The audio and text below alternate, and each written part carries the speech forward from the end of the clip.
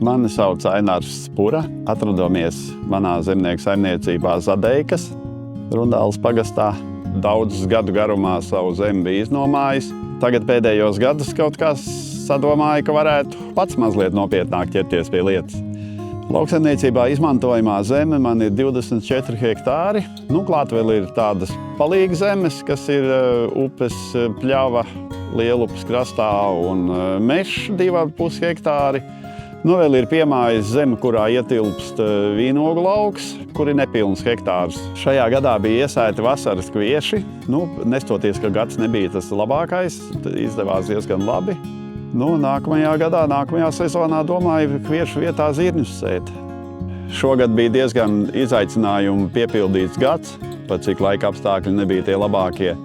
Tad nonāca pie secinājuma, ka tomēr tā tehnika ir visu nepieciešama sava. Iegādājos kombaini, piekabi, ar ko pārvadāt graudus. Tāpēc arī izvēlējos palīdzību no Landes, īstenībā, kuri man ļoti simpatizēja dēļ tā, kad bija atsaucīgi cilvēki, ļoti laba komunikācija. Arī iemācījos gan elektronisko e-parakstu, gan dokubitu izmantot.